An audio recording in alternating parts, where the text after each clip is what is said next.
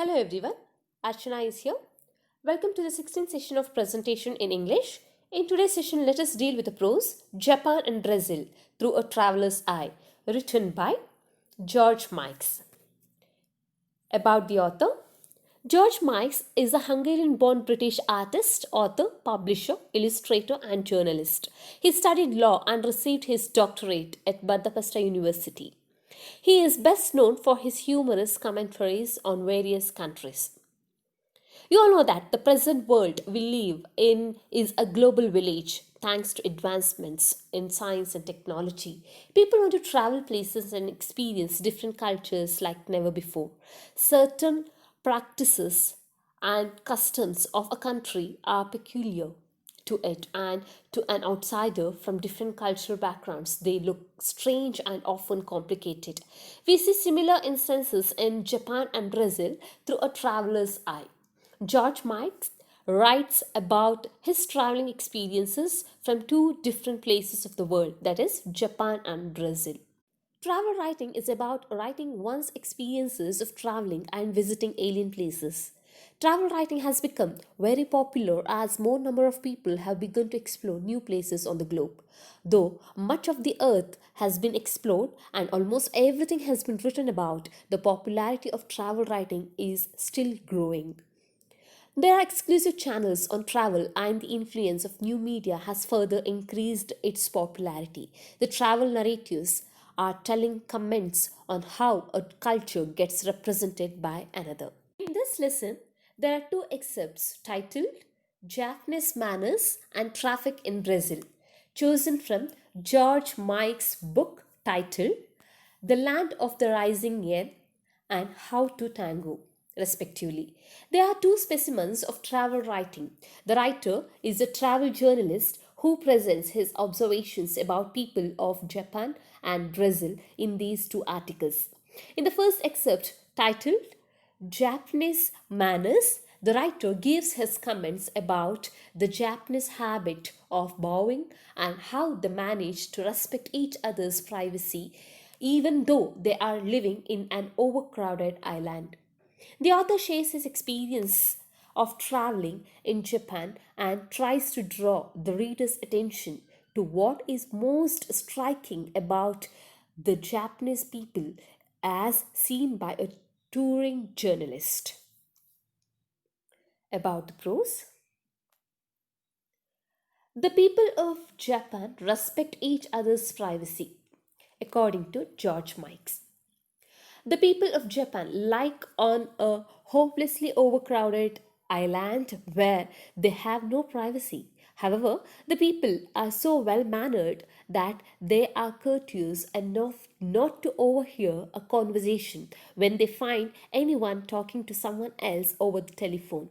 The speaker can consider the telephone receiver as his castle and conduct his most confidential business transactions and intimate love quarrels in public, yet in perfect privacy without becoming apprehensive about everyone or anyone overhearing his conversation. Upon arriving there, he is impressed by the extremely well mannered people. He also notices that since the country is a very small one in terms of area, the people there have no privacy, even to talk on the phone. But people respect others' privacy by not listening to their private talks. They compensate for their lack of privacy by showing courtesy. Bowing. George Mikes narrates two very unique habits of the people noticed by every tourist in Japan. One of them is their mannerism of bowing. However, the author's description is quite packed with humor as well as admiration. He calls the bowing habit of the Japanese a mania and says, everybody keeps bowing to everyone else with the ceremonial solemnity of a courtier, yet with a great deal of natural and inimitable grace. Interspersed in his description of their bowing, there are certain statements. There are certain statements which make the description sound humorous in a subtle way. They are, after few hours, You start bowing yourself. You bow to the wrong man at the wrong time. You do not clasp your hands in front of you, which is bad, or you do, which is worse. If two Japanese bow, neither is to straighten up before the other stands straight in front of him. Saw babies carried in Japanese style on their mothers' backs in clever little saddles, and whenever the mother bowed, the baby bowed too, somewhat condescendingly from his majestic style or majestic height. Bowing girls in Japanese stores stand at the top of escalators, and their only duty is to bow deeply and deferentially to all and sundry. The ticket checking conductors on the fast Tokaido line march to the middle of the coach and bow ceremoniously in both directions before checking the tickets. About the deer in Nara, the author comments, it is something genetic and is in the blood of Japanese deer. At the bus stop, the bowing gentlemen are transformed into savages as soon as the bus arrives. This act of bowing is very dignified, but the writer finds it difficult to learn the right manner. He bows either too low or does not bow at all. He learns that there is a hierarchy. There is a hierarchy in bowing. Who bows to whom, how deeply, and for how long. If two Japanese bow, neither is to straighten up before the other stands straight in front of him. The writer comments that though bowing is like shaking hands or kissing the cheek, it is quainter, more formal, and more oriental, but also infectious. Here he uses the word quaint, which means old fashioned and yet attractive. Bowing is also old fashioned when compared to the practice of shaking hands. The Japanese manage this without difficulty, and even the smallest difference in rank, standing, age, social position will be subtly reflected in that split second one man's bow is shorter than the others. There are clear cut rules in the family too as to who should bow to whom. There are bowing girls who bow to all and sundry. Couch conductors before they check the tickets, and the writer mentions that even a deer bowed to him before it snatched the food bag from his hand. Even at the bus stops, people bowed to each other in dignity. But the moment the bus arrived, all dignity was thrown to the winds and people pushed one another in their hurry to board the bus. With regard to eating soup, the writer says that noise has to be made while eating the soup in order to show appreciation. However, when a foreigner does make noise, the Japanese hostess might look at him with contempt. The author concludes his observations with his comments on the Japanese way of eating soup. He remarks that eating soup has more dangers than almost anything else. He opines so because eating soup in a Japanese house puts an outsider in a dilemmatic situation. The Japanese host expects the guest to make a fearful noise to show his sign of appreciation while eating soup. If the guest is a European and if he or she does not make a fearful noise, then the host will think that their guest is an ill mannered lout. But having knowledge of this custom, if a European visitor makes a fearful noise while eating soup to express his appreciation, then the host will think that he must be an ill mannered lout because the Japanese know that no reasonably well brought up European makes such disgusting noises when eating soup. Traffic in Brazil. This excerpt is taken from How to Tango, a humorous commentary on South America by George Mikes. The author tells us in a humorous vein how the people of Brazil drive their motor vehicles. He also records his appreciation of the people's talent for decorating their grey pavements. Talking about footpaths in Brazil, the writer says that they are very beautiful, well decorated places, reflecting the sense of beauty of the citizens. The author narrates his experiences while walking as a tourist through the streets of Copacabana. The very first sentence is a comment about their time consciousness. He says, very casually, nobody hurries in Brazil. Then he sarcastically adds, it does not really matter whether you reach your destination and are soon a day late or not at all. Then he turns his attention towards the grey pavements in Copacabana. He states that the grey pavements in the streets are often decorated with beautiful black mosaics, which he calls a unique type of decoration. Then he gives the people of Brazil his compliments for their talent for doing such decorations. He remarks only of people alive to beauty in their surroundings and who have plenty of time for contemplation during their meditative ambulatory exercises would take the trouble to decorate the pavements they walk on. He uses a pompous term, ambulatory exercises, to refer on their walking style. One should also note that though here he is appreciating the people of their aesthetic sense, he is also satirizing their sluggish walking style on the lethargic attitude of the people. In the very next sentence, he makes fun of their driving style. He tells the reader that the very same leisurely characters, when they get behind a steering wheel, they drive very fast and are reckless. Having made a comment about their time consciousness, now he says, gaining a tenth of a second is a matter of grave importance for all of them all the time. The reader cannot but infer that the people of Copacabana are very lethargic only while walking and are reckless while driving vehicles. The writer remarks that buying a motor car in Brazil is an extremely expensive event because import duty for importing cars from other countries is very high. In this context, he also compares Brazil with other countries in South America and says only a few other poorer South American states are in a worse position in this respect. Then he remarks that complaints are universal.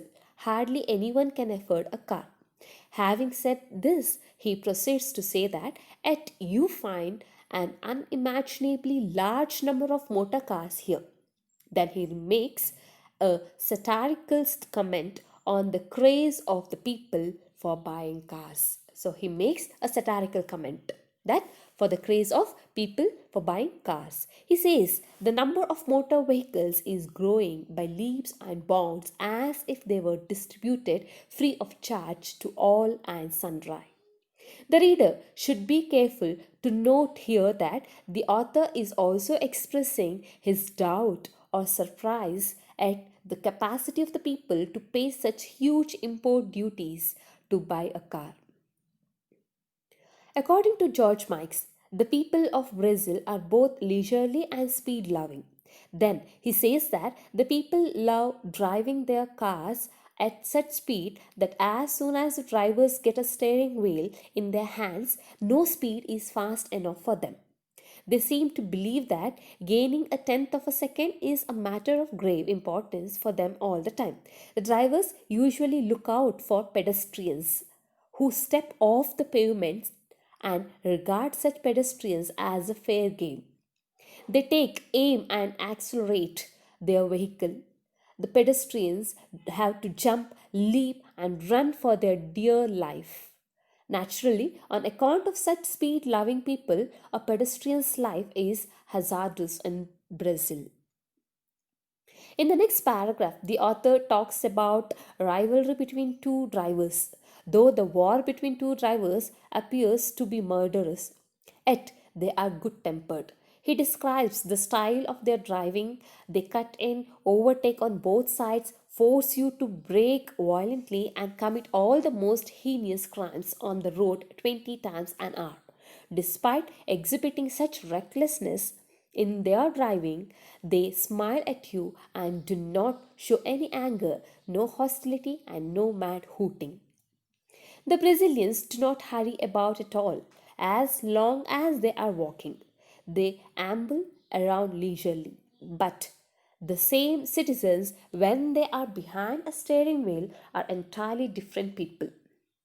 They drive murderously fast and target pedestrians who dare to step off the pavement. They compete bitterly with their fellow drivers, cutting in from both sides and forcing them to commit many crimes. But there is no hostility or ill will between the drivers or between them and the pedestrians. They smile at one another as we have explained earlier. Just like they smile at the pedestrian, they force to run for his life. In the next paragraph, he recalls an incident he had probably witnessed in a place called Avenida Presidente Vargas. He says it is the worst place in Brazil, known for its crowded and slow moving traffic. His statement is paradoxical. He says, on the one hand, that drivers drive recklessly, and here he calls the traffic crawling traffic. He says even the onlookers will be contemplating the truly fascinating problem. How can crawling traffic proceed at such terrifying speed? One can imagine the number of vehicles moving at such traffic speed, and probably it is the number of vehicles moving at a time together which makes the reader call it crawling traffic. He comments about the helplessness of the pedestrian who wishes to cross a road waiting for hours on end. Then he concludes narrating a jovial anecdote. He tells the reader that he might witness a situation in which a man standing beside you on your side of the road suddenly discovers a friend of his on the other side and starts waving to him. He asks him, "How on earth did you ever get here?" The other fellow yells back, "How I was born on this side."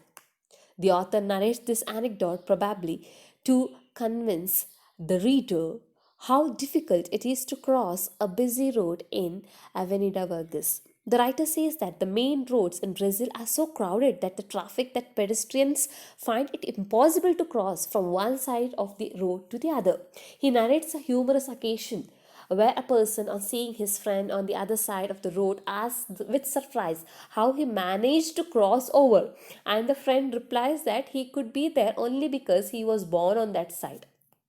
In this way, the writer, George Mikes, a travel journalist, presents his observations about people of Japan and Brazil in the two articles.